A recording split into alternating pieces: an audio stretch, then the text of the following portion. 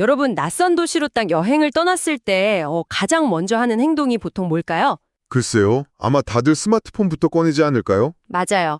바로 지도 앱을 켜서 목적지를 검색하죠. 그러면 화면에 파란색 선이 쫙 그어지고 몇 미터 앞에서 우회전해라. 그리고 목적지까지 정확히 몇 분이 걸린다. 이런 아주 명확한 경로가 나오잖아요. 네. 우리는 그런 통제감이나 그 예측 가능성에 사실 엄청나게 중독되어 있죠. 내일 날씨부터 다음 달 카드값, 심지어 퇴근길 차 막히는 것까지 다 미리 알아야 직성이 풀리니까요. 그니까요. 그런데 말이죠, 여러분을 포함해서 우리 인류 모두 다 언젠가 단 한 명의 예외도 없이 반드시 도착하게 될 가장 확실한 목적지가 하나 있거든요. 죽음 말씀이신가요? 네, 맞습니다. 그런데 거기를 검색하면 이 지도 앱이 완전히 먹통이 되어버려요. 바로 죽음이라는 목적지죠. 그 막막함. 그게 바로 인류가 가진 가장 근원적인 불안의 정체일 겁니다. 살아있는 그 누구도 그 죽음이라는 경계선을 넘어갔다 와서 상세한 리뷰나 후기를 남긴 적이 없잖아요. 그렇죠. 별점 리뷰 같은 게 없으니까요. 네. 죽음이 다가온다는 사실 자체는 100% 확실한데 그 문턱을 넘는 순간 과연 무엇이 펼쳐질지는 완벽한 미지수거든요. 우리는 평생 밝은 낮의 확실성 속에서 내 삶을 어떻게든 통제하려고 발버둥 치지만 결국 생의 마지막 순간에는 이 거대한 맹점, 그러니까 절대적인 미지의 영역과 맨몸으로 마주해야만 합니다. 그래서 오늘 저희의 이번 심층 탐구에서는 이 먹통이 된 스마트폰 지도 대신에 인류가 수천 년의 세월 동안 엄청나게 치열한 사유를 통해서 다듬어온 두 장의 지도를 여러분과 함께 펼쳐보려고 합니다. 아주 기대가 되는데요. 네, 오늘 우리가 깊이 파볼 자료는 원과 벡터, 죽음 너머의 시선이라는 매우 도발적이고 통찰력 넘치는 문헌입니다. 자, 본격적으로 들어가기 전에 미리 분명히 해둘 게 하나 있어요. 어떤 부분이죠? 오늘 우리의 목적은 불교와 기독교 이 두 거대한 종교 중에 어느 쪽의 지도가 더 정확한지 우열을 가리거나 무슨 복잡하고 지루한 신학 교리 시험을 보려는 게 절대 아닙니다. 다행이네요. 지루한 건 딱 질색이거든요. 맞아요. 우리는 불교가 제시하는 원, 즉 그 끝없는 순환의 지도와 기독교가 그리는 벡터, 그러니까 뻗어나가는 직선의 나침판이 각각 우리 내면에서 어떤 메커니즘으로 작동하는지 완전히 해체해 볼 겁니다. 아주 흥미로운 접근입니다. 그리고 이 탐구의 끝에서 완전히 다른 방향을 가리키는 줄 알았던 이 두 개의 나침판이 어떻게 여러분이 지금 발을 딛고 있는 오늘 일하는 동일한 목적지로 수렴하는지 그 과정을 따라가 보겠습니다. 자, 이제 이 내용을 한번 풀어볼까요? 네, 이 두 세계관의 아키텍처를 나란히 놓고 비교해보는 건 단순한 종교적 지식을 넘어서 인간이라는 존재를 이해하는 데 엄청난 지적 자극을 주거든요. 확실히 그럴 것 같아요. 죽음 이후라는 동일한 미지수를 해석하기 위해서 인류 최고의 지성들이 어떻게 서로 전혀 다른 철학적, 영적 건축물을 세워 올렸는지 그 구조를 들여다보는 일이니까요. 건축물의 설계도를 보는 거군요. 맞습니다. 이 설계도를 자세히 살펴보다 보면 결국 사후 세계에 대한 모든 탐구가 역설적이게도 그렇다면 나는 오늘 지금 이 순간을 어떻게 살아야 하는가 라는 가장 현실적이고 묵직한 질문으로 되돌아온다는 사실을 발견하게 되실 겁니다. 와, 벌써부터 기대가 되는데요. 그럼 첫 번째 설계도부터 자세히 들여다보죠. 바로 끝없이 돌아가는 거대한 쳇바퀴. 불교가 제시하는 원의 세계관입니다. 네, 불교의 관점이죠. 이 지도의 중심축을 이루는 개념은 우리가 흔히 아는 윤회잖아요.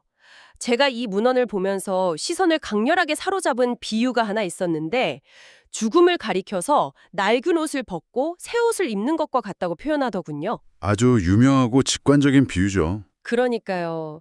우리의 일반적인 감각으로 죽음이라고 하면 마치 컴퓨터 전원 플러그를 팍 뽑아버리는 것처럼 모든 게 영구적으로 정지되는 종말이잖아요. 네, 보통 그렇게 생각하죠. 그런데 불교의 지도에서는 죽음이 끝이 아니라 그냥 다음 페이지로 넘어가기 위한 일종의 환승역에 부도가다는 뜻으로 읽힙니다. 정확하게 짚으셨어요.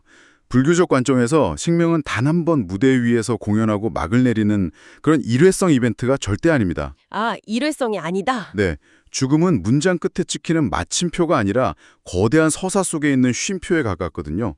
존재는 시작도 끝도 없는 거대한 흐름 속에 놓여 있는 겁니다.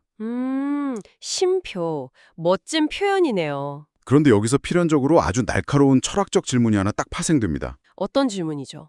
만약 죽음이 그저 낡은 옷을 벗고 새 옷을 갈아입는 과정에 불과하다면 그 옷을 갈아입는 주체, 즉 지금 이렇게 생각하고 느끼는 이 자아, 나라는 존재의 연속성은 대체 어떻게 유지되는가 하는 거죠. 아, 듣고 보니 그렇네요. 육체는 다 썩어서 흙이 되는데 도대체 무엇이 다음 생으로 넘어간다는 건가? 이런 의문이 생기잖아요. 맞습니다. 이 난해한 질문에 대해서 문헌은 염주라는 아주 직관적인 비유를 들어서 설명합니다. 아, 그 염주알과 그것을 꿰고 있는 실의 비유군요. 네, 기억하시네요. 제가 이 부분을 읽으면서 요즘 우리가 쓰는 스마트폰에 빗대어서 한번 생각을 해봤거든요. 오, 스마트폰이요? 어떻게 연결이 되죠? 그러니까 스마트폰 기기 자체는 우리가 쓰다 보면 액정도 깨지고 배터리 수명도 다해서 결국 버려야 하잖아요. 이게 바로 찰나마다 변하고 결국 소멸해버리는 우리의 육신, 즉 염주알에 해당하겠죠. 아, 육신이 스마트폰 기기다. 네, 아주 와닿네요. 반면에 기기를 버리기 전에 우리가 클라우드에 백업해두는 데이터나 아니면 유심칩 같은 건 새로운 스마트폰을 샀을 때 그대로 옮겨 심을 수 있잖아요. 그렇죠. 데이터는 그대로 넘어가죠. 여기서 이 데이터가 바로 보이지 않는 실, 그러니까 내가 평생 동안 지었던 생각과 행동, 기억의 총체인 업, 카르마라고 이해하면 될까요? 내 몸은 흙으로 돌아가지만 이 카르마라는 데이터는 고스란히 남아서 다음 생이라는 새로운 기기에 딱 다운로드 된다는 원리요. 와, 아주 현대적이고 탁월한 비유입니다. 기기, 즉 육신은 일회적이고 물리적인 형태일 뿐이지만 그 기기를 작동시켰던 소프트웨어의 궤적, 바로 업은 결코 소멸하지 않거든요. 백업이 확실하게 되어 있는 거네요. 네, 그 업이 바로 다음 기기의 성능과 환경을 결정짓는 핵심 데이터가 됩니다. 내가 던진 공이 정확히 그 힘과 각도만큼 벽에 맞고 나에게 튕겨 돌아오는 아주 철저하고 냉정한 원인과 결과의 법칙이죠. 인과 유리군요. 맞습니다. 이 시스템 안에서는 구름 위에 앉아있는 절대적인 신이 나의 선악을 평가해서 상벌을 내리는 구조가 아니에요. 아, 외부에 심판관이 없나요? 네, 내 안에서 발생한 행위 그 자체가 엔진이 되고 원동력이 되어서 끝없이 회전하는 완벽한 자가발전 시스템입니다. 스스로 지은 대로 스스로 받는다는 이 절대적인 인과율은 존재에게 엄청난 자유를 주는 동시에 등골이 서늘해질 정도의 무거운 책임을 부여하죠. 무거운 책임이라는 말씀이 확 와닿는 게 이 문헌에서 묘사하는 그 6도의 굴레를 보면 솔직히 정말 숨이 턱 막히거든요. 아, 6개의 세계 말씀이시죠? 네. 깨달음에 이르지 못한 중생은 자신의 그 카르마 데이터에 따라서 지옥, 악귀, 축생, 아수라, 인간, 천상이라는 6개의 각기 다른 세계를 계속해서 맴돌아야 한다고 나오잖아요. 맞습니다. 수레바퀴를 도는 거죠. 근데 이번 생에 운이 좋거나 착한 일을 막 많이 해서 천상계, 즉 가장 좋은 최고급 최신형 스마트폰으로 태어난다고 해도 영원히 그 상태로 머무르는 게 아니잖아요. 절대 아니죠. 배터리는 언젠가 닳게 마련이니까요. 결국 배터리가 닳으면 다시 지옥이나 축생 같은 다른 안 좋은 기기로 강제기기 변경을 당하면서 이 룰레판 위를 무한히 돌아야 한다는 뜻인데 네, 계속 돌아야 합니다. 저는 사실 이 개념을 곰곰이 씹어볼수록 너무나도 피곤하고 절망적으로 느껴졌어요. 끝이 없는 게임 속에서 영원히 퀘스트를 깨야 하는 기분이랄까요? 여기서 정말 흥미로운 점은 당신이 방금 느낀 그 지독한 피곤함과 절망감이 바로 불교 철학의 가장 깊은 본질을 제대로 꿰뚫었다는 겁니다. 제가요? 피곤한 게 정답이라고요? 네, 많은 분들이 그저 대중적인 불교의 이미지만 보고 불교의 목적이 이번 생에 공덕을 많이 쌓아서 다음 생에 억만장자로 태어나거나 영원한 즐거움이 있는 천상계에 도달하는 것이라고 착각하거든요. 저도 사실 어느 정도는 그렇게 생각했어요. 좋은 곳에 태어나는 게 목표인 줄 알았죠. 하지만 불교의 관점에서 그것은 여전히 수레바퀴 안에서의 계급 상승일 뿐입니다. 지옥이든 천상이든 결국 그 모든 세계는 인과율의 사슬에 묶여있는 고통의 연장선이에요. 아, 천상계도 결국 고통의 일부군요. 그렇습니다. 불교가 지향하는 진짜 궁극적인 목표는 더 화려하고 비싼 염주알로 갈아 끼우는 게 아닙니다. 이 끝없이 돌아가는 고통스러운 쳇바퀴 자체를 완전히 박살내고 윤회의 시스템 바깥으로 걸어나가는 거죠. 아, 완전히 관점이 뒤집히네요. 시스템 안에서 최고 만렙을 달성하는 게 목표가 아니라 그 게임 콘솔 자체의 전원을 아주 영구적으로 꺼버리고 게임 밖의 현실로 나가는 게 진짜 목표라는 거군요. 정확합니다. 문헌에서는 그것을 해탈과 열반이라는 단어로 설명하고 있죠. 해탈이 그런 의미였군요. 세상의 모든 현상이 찰나에 불과하다는 걸 철저하게 깨닫고 존재하려는 갈망과 집착이라는 그 카르마의 실을 스스로 끊어내는 순간 수레바퀴는 마침내 회전을 멈춥니다. 와, 스스로 끊어내야 멈추는 거네요. 불교가 끝없는 순환의 원을 가르치는 이유는 역설적이게도 그 원이 영원히 아름답게 돌아가기를 바라기 때문이 절대 아닙니다. 중생들로 하여금 그 원의 무의미함과 고통을 직시하게 만들어서 마침내 그 궤도에서 이탈해 절대적인 고요와 평온에 이르도록 이끄는 것이죠. 궤도를 탈출하기 위해서 궤도를 그토록 자세히 그려놓은 지도라니. 진짜 이 아키텍처의 정교함에 감탄하게 됩니다. 정말 놀라운 철학적 구조죠. 자, 이렇게 내면의 행위로 스스로 동력을 만들어내는 거대한 수레바퀴를 살펴봤으니 이제 관점을 완전히 딱 틀어서 두 번째 지도로 넘어가 보겠습니다. 네, 기독교의 세계관이죠. 만약 죽음 너머를 결정하는 engine 우리 내부에 있는 게 아니라 어떤 외부에서 주어지는 거라면 어떨까요? 불교가 스스로 끊임없이 돌아가는 원이라면 기독교의 세계관은 하나의 분명한 시작점이 있고 죽음이라는 벽을 뚫고 영원한 방향성을 향해 뻗어나가는 벡터로 그려집니다. 원과 벡터, 대비가 확실하죠? 여기서 마주치는 가장 거대한 돌덩이 같은 키워드가 바로 부활입니다. 제가 청취자 여러분을 대변해서 솔직하게 한번 태클을 걸어볼게요. 네, 얼마든지요. 현대 과학의 시대를 살아가는 여러분이나 저에게 부활이라는 단어는 솔직히 너무 비과학적인 판타지처럼 들리지 않나요? 충분히 그럴 수 있습니다. 의학 드라마에서 그 심정지 환자에게 심폐소생술, CPR을 해서 멈췄던 심장이 다시 뛰는 그런 소생술이나 아니면 무덤을 파헤치고 썩어가는 육체가 좀비처럼 다시 일어나는 걸 상상하기 십상이거든요. 좀비 영화의 한 장면이 떠오르기 쉽죠. 내 육체가 흙이 되어서 완전 분자 단위로 다 흩어져 버리는데 도대체 무엇이 다시 살아난다는 겁니까? 그 거부감은 지극히 당연하고 논리적인 반응입니다.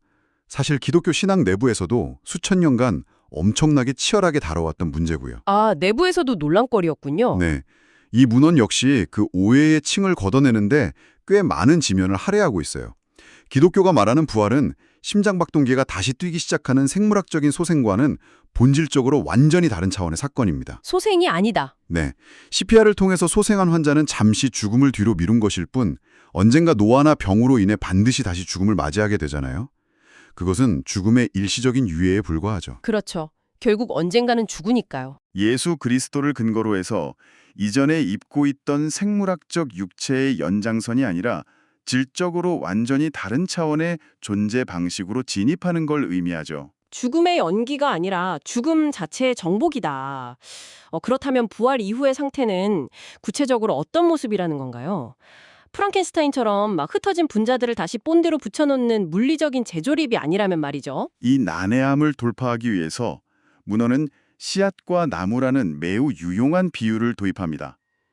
불교에 염주가 있었다면 기독교에는 씨앗이 있는 셈이죠. 씨앗과 나무요? 여러분이 흙 속에 아주 작고 딱딱한 도토리 씨앗 하나를 심었다고 상상해 보십시오. 시간이 지나면 그 씨앗은 껍질이 썩고 갈라지면서 흙 속으로 사라지잖아요. 네, 씨앗의 원래 모습은 없어지죠. 씨앗의 물리적 형태는 파괴된 겁니다. 하지만 그 자리에 거대하고 웅장한 참나무가 자라나죠. 도토리와 참나무는 형태도 크기도 생존하는 방식도 완전히 다릅니다. 참나무를 보고 도토리를 떠올리기는 쉽지 않죠. 완전 다른 존재처럼 보이긴 하네요. 하지만 그 둘 사이에는 완벽하고도 본질적인 연속성이 존재합니다.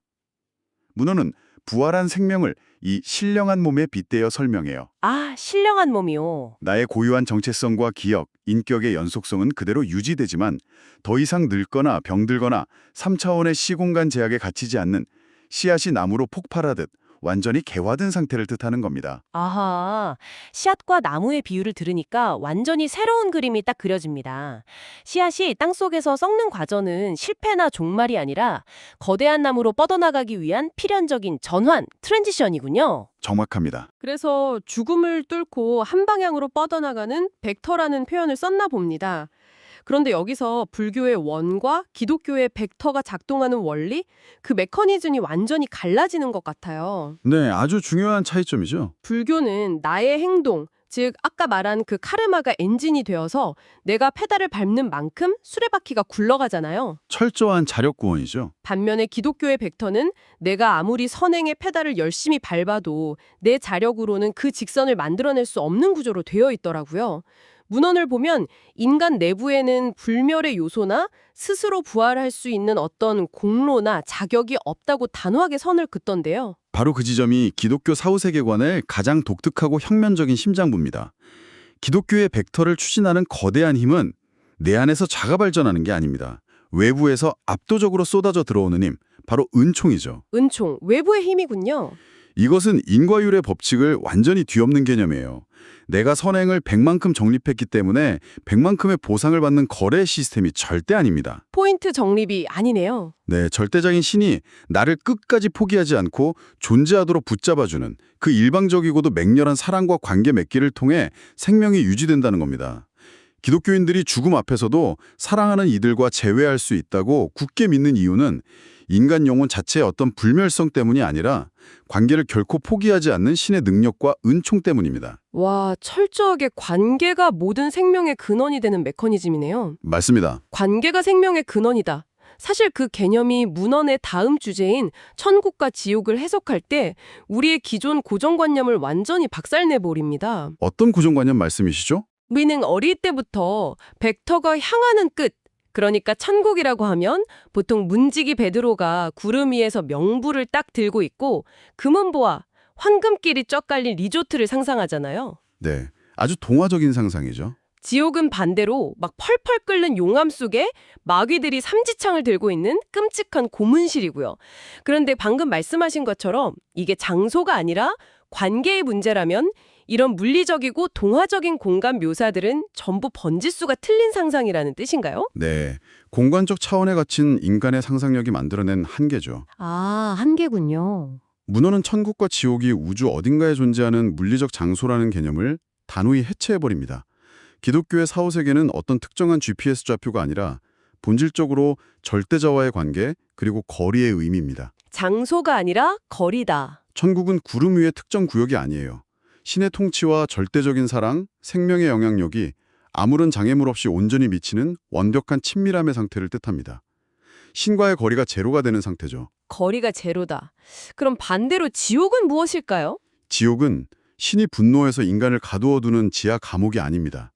인간 스스로가 신의 사랑과 생명을 의도적이고 결연하게 거절함으로써 빛과 의미의 근원으로부터 영원하고 완벽하게 단절되어 버린 상태입니다. 스스로 거절하는 거군요. 네, 창문을 굳게 닫고 암막 커튼을 친 채로 스스로 그 칠흑 같은 어둠 속으로 걸어 들어가는 절대적 고립.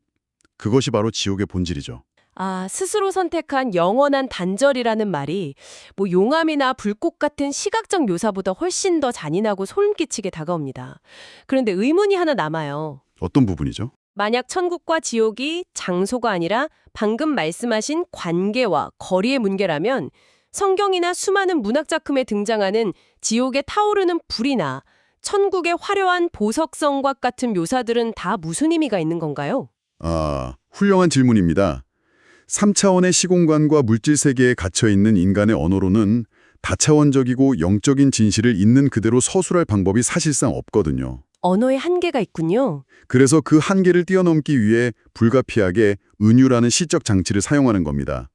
지옥의 끔찍하고 꺼지지 않는 유황불은 생명과 의미의 근원으로부터 완전히 떨어져 나갔을 때 영혼이 겪게 되는 그 형언할 수 없는 허무함, 철저한 외로움, 자아의 파괴적인 고통을 인간이 상상할 수 있는 가장 극심한 육체적 고통인 불에 빗댄 거죠. 아, 불이 곧 단절의 고통이군요. 마찬가지로 천국의 보석들은 물리적인 광물의 가치를 말하는 게 아닙니다. 신과 완벽하게 연합된 삶이 인간의 상상을 초월할 만큼 영광스럽고 가치 있다는 사실을 표현하기 위한 상징이죠. 껍데기 비유에 집착할 게 아니라 그 은유가 가리키고 있는 관계의 본질을 봐야 합니다. 와, 그 상징의 의미를 아니까 지적 만족감이 싹 채워지네요.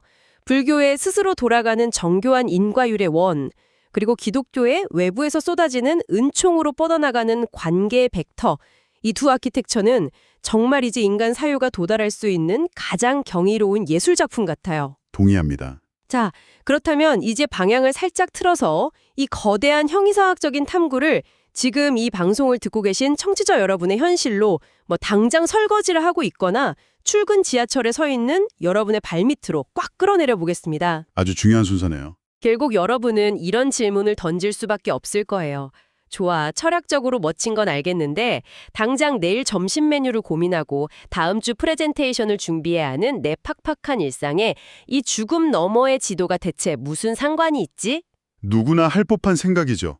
어쩌면 사후세계란 그저 인간이 죽음을 너무 두려워한 나머지 나는 죽어도 완전히 사라지지 않아 라면서 스스로를 위로하기 위해 발명해낸 거대한 심리적 방어기제에 불과한 것 아닐까요? 우리가 왜 이 오래된 지도를 굳이 살펴봐야 하죠? 비상적으로 보면 단순한 심리적 위안처로 보일 수 있죠. 하지만 이것을 문명과 인류의 역사라는 더 큰 그림과 연결해 보면 사후세계와 인과응보에 대한 믿음은 단순한 공포 회피용 진통제가 아니라는 것을 알게 됩니다. 진통제가 아니다. 그럼 어떤 역할을 하나요? 고대 이집트의 마하트의 저울을 한번 떠올려 보시죠. 아, 심장 무게 재는 거요? 네, 죽은 자의 심장을 한쪽에, 진리의 깃털을 다른 한쪽에 올려놓고 무게를 다는 심판의 이미지입니다. 죽음 너머에 철저한 카르마가 존재하거나 절대적인 기준 앞에서의 심판이 있다는 감각은 사실 인간 사회가 무너지지 않도록 뼈대를 잡아주는 강력한 도덕적 지지대 역할을 해왔습니다. 아, 도덕적 뼈대. 눈에 보이지 않는 영원한 세계, 즉 사후세계에 대한 감각이 역설적으로 가장 물리적이고 눈에 보이는 이 현실 세계에서 우리가 이기심을 버리고 악을 멀리하며 선하게 살아가도록 돕는 지지대가 된 것이죠. 내가 오늘 내리는 선택이 죽음과 함께 영원히 리셋되어 버리는 게 아니라 그 너머의 세계까지 다 연결되어 있다는 인식이 현재의 나를 통제한다는 거군요. 바로 그겁니다. 만약 내가 남의 눈에 피눈물을 흘리게 하고 내 이익만 채워도 죽는 순간 모든 게 우주의 먼지로 무의미하게 평등해진다면 당장의 이기적인 쾌락을 참아낼 동력이 없을 테니까요. 맞습니다. 불교의 지도를 들고 있다면 내 카르마의 궤도를 어긋나지 않게 하기 위해 오늘 하루 곁에 있는 사람에게 함부로 대하지 않을 것이고, 기독교의 지도를 들고 있다면 영원한 사랑의 관계 안에서 부끄럽지 않기 위해 오늘 주어진 책임을 다하려 할 겁니다. 결국 사후세계를 향하던 시선이 부메랑처럼 유턴해서 현재의 내 삶 한가운데로 딱 꽂히게 되네요. 핵심을 정확히 짚으셨습니다. 이 문헌이 도달하는 가장 압도적이고 감동적인 수렴 지점이 바로 거기에 있어요. 불교는 끝없는 윤의 쳇바퀴를 부수고 나오라는 해법을 제시했고, 기독교는 뻗어나가는 벡터 위에서 신과 영원한 관계를 맺으라고 말했습니다. 두 지도가 완전히 달랐죠. 네, 엔진도, 모양도, 방향성도 전부 다릅니다. 그런데 두 진영의 최고 전문가들이 내놓은 결론은 기가 막히게도 정확히 하나의 초점, 즉 지금 여기라는 목적지로 놀랍게 포개어집니다. 제가 자료를 보면서 가장 감탄했던 부분이 바로 그 대목이었어요. 문헌에 인용된 불교학자 보만 스님의 말씀을 보면 사후세계를 궁금해하며 미래에 집착하기보다 지금 당장 내 마음을 어떤 아름다운 기억과 선한 의도로 채울 것인가가 삶의 본질이라고 통찰하거든요. 아주 훌륭한 통찰이죠. 내가 다음 생에 부자로 태어날지 축생으로 떨어질지 전전긍긍할 시간에 당장 오늘 내가 마시는 커피 한 잔의 온기를 온전히 느끼고 내 앞에 마주 앉은 사람에게 따뜻한 눈빛을 건네는 것, 그것이 내 카르마의 실을 가장 아름답게 짜 내려가는 해탈의 첫걸음이라는 거죠. 기독교 신학자인 김학철 교수의 통찰도 놀랍게도 완벽하게 동일한 방향을 가리킵니다. 아, 기독교 쪽도 그런가요? 네, 죽어서 가는 천국에 대한 소망만큼이나 이 땅에서 하나님을 체험하며 사랑과 기쁨 속에 살아가는 현실의 삶이 중대하다고 강조하죠. 이 땅에서의 삶이요? 기독교의 벡터, 즉 영원한 생명이라는 선은 육체의 심장이 멈는 순간 허공에서 갑자기 뿅 하고 나타나서 시작되는 게 아닙니다. 당신이 숨을 쉬며 살아가는 바로 지금 이 일상 속에서 타인을 용서하고 사랑을 나누고 생명의 가치를 긍정할 때 그 영원의 벡터는 이미 당신의 심장 안에서 맹렬하게 시작되었다는 뜻입니다. 와, 정말 전율이 있는 결론입니다.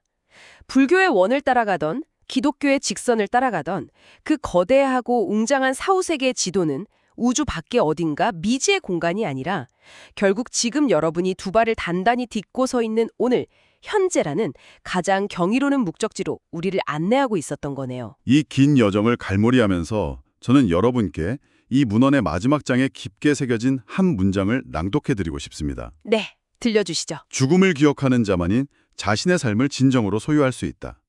불교의 원이든 기독교의 벡터든 그 모든 길은 당신의 오늘을 향해 있습니다. 오늘 우리는 먹통이 된 지도앱 대신에 인류가 가장 오랜 시간 공들여 그려온 두 장의 거대한 삶과 죽음의 지도를 함께 펼쳐보았습니다. 죽음이 그저 무의미한 끝이 아니라는 사실을 기억한다면 여러분의 지금 이 순간은 얼마나 다른 밀도로 채워질까요? 아주 깊은 여운이 남는 질문이네요. 네, 이제 여러분께 하나의 도발적인 질문을 던지며 이 탐구를 마치려 합니다. 지옥이 단절이고 천국이 완전한 관계라고 했잖아요. 그렇다면 오늘 우리가 살펴본 이 거대한 지도가 여러분의 내일 아침 스케줄을 혹은 당장 오늘 저녁 곁에 있는 사람을 대하는 태도를 어떻게 바꿀 수 있을까요? 각자의 일상에서 답을 찾아야겠군요. 맞습니다. 오늘 밤 조용히 하루를 복귀하면서 스스로에게 이 질문을 던져보시길 바랍니다. 일상 속에서 스스로 탐구해보는 것. 그것이 여러분의 지금 이 순간을 가장 치열하게 소유하는 멋진 과정이 될 것입니다. 오늘 준비한 깊은 탐구는 여기서 밝고 활기차게 마무리하겠습니다. 함께 해주셔서 감사합니다. 오늘은 여기까지입니다. 어떠셨어요? 느낌이나 질문은 댓글로 남겨주시기 바랍니다. 구독과 좋아요 부탁드립니다. 끝까지 함께 해주셔서 감사합니다.